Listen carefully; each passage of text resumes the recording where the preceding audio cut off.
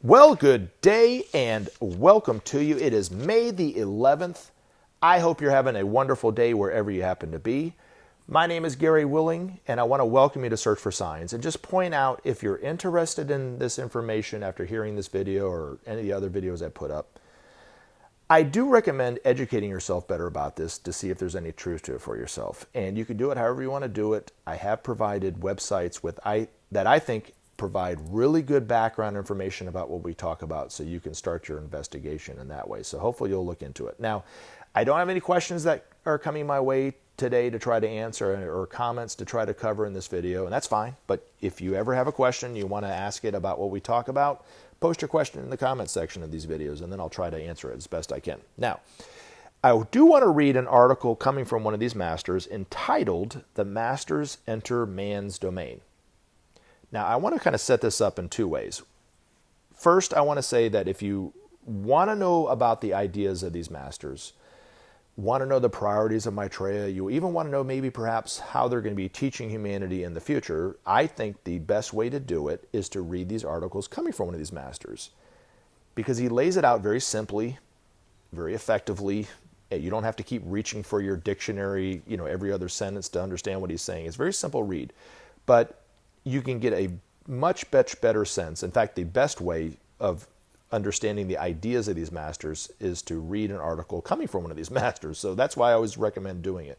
But it is far better to read it yourself than to hear me try to read it. And you can do that by going to the Share International site to the left and click on the tab that says Articles by the Master, and you can read every one of these articles that I read to you. So you don't even have to buy a book on it. I'm reading it coming from A Master Speaks, Volume 1 and Volume 2. Just depends on what the article is.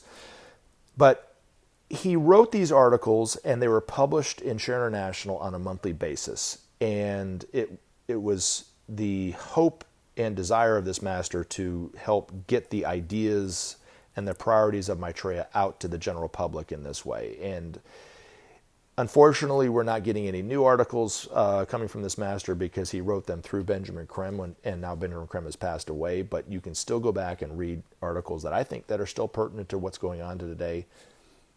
Because as they say, history doesn't always repeat itself, but it certainly does rhyme.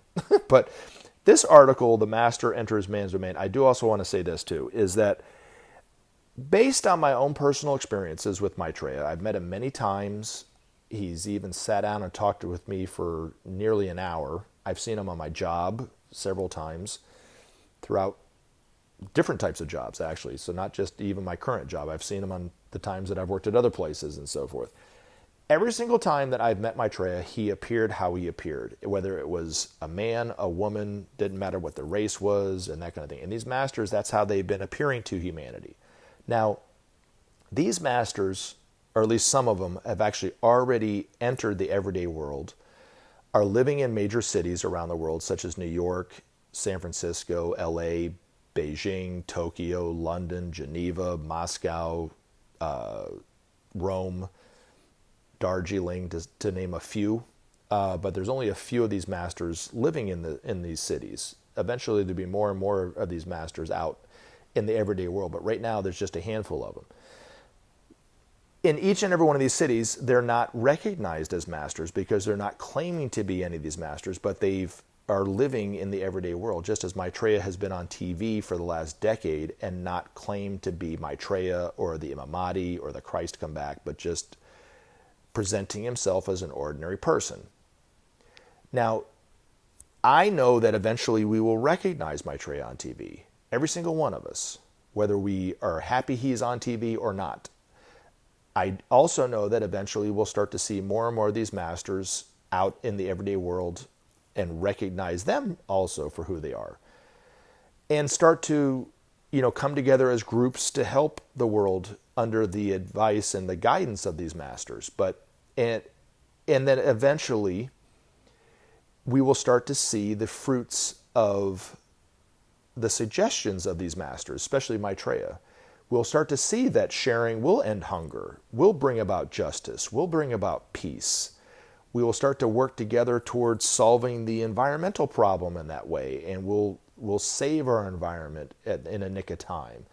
But up until that time, these masters, even though they've been approaching humanity in their own way, very quietly, are not saying who they are. So even, I've had, like I said, I've had experiences with Maitreya. I recognized him as Maitreya, but there might be other experiences that I had with these masters that I didn't recognize who they were, perhaps. Now, some people see them as angels. And all throughout the centuries, there's been reports of people who have claimed to have been saved by an angel or actually had direct contact with angels in that kind of way. Other people, such as myself, perhaps a much, much smaller group of people, recognize them as the masters because we know about the masters. But I would say probably the largest group of people who have come in contact with these masters or Maitreya don't even know who they are. Don't even see them as anything extraordinary, but perhaps just as someone who kind of got them over the hump, who said something at the very right time that helped them through a crisis in their life or saved them from an accident, and didn't see that or even think that it was maybe from higher help. It was just something crazy that happened that if it had happened any other way, they'd be dead, but they're not. So they go, oh, okay. And they just kind of get on with their life, but they were actually saved by one of these masters. And like I said, if you read this article, it's much better for you to read it yourself. But if you read this article, you can really get a sense of the work that these masters have been doing in their approach with humanity up until this point. So it's quite an extraordinary article, and I hope you see the value in it the way that I do. But what did he have to say about the masters entering man's domain? Whenever mankind is afraid, it turns to God or the angels for help and assurance. Thus it is today in the midst of man's deepening crisis. On all sides, the cry for help arises, and in answer to that cry, the agents of God respond. We, the architects of the new time, know that deep in the hearts of all men lies a firm belief in higher help and guidance.